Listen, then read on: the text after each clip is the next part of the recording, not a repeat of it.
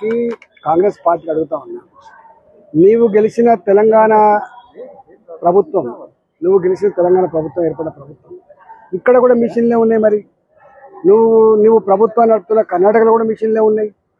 మీరు గెలిచినటువంటి కేరళలో కూడా మిషన్లే ఉన్నాయి.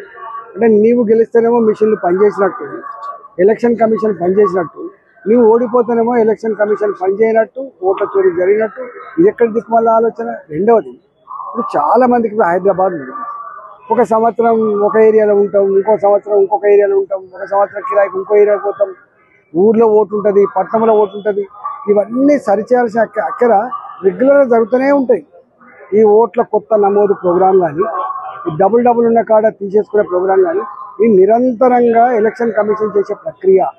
ఇవాళ నేను ఒకటే కోరుతున్నా, బీహార్లో కూడా అది బార్డర్ మీద ఉన్నటువంటి ప్రాంతం కాబట్టి, బంగ్లాదేశీలు ఇతర ప్రాంతాల వాళ్ళు వచ్చేటువంటి ఏరియా కాబట్టి, ఇవాళ వీళ్ళ ఓట్ల కోసం, సీట్ల కోసం అక్కడ ఇన్ఫిల్ట్రేషన్ అయినటువంటి వాళ్ళకి ఆధార్ కార్డు ఇవ్వడము, లేకపోతే రేషన్ కార్డు ఇవ్వడము, వాళ్ళకి సిటిజన్షిప్ ఇవ్వడం, ఇది ఎంత మేరకు క్షేమం కాదు దేశానికి.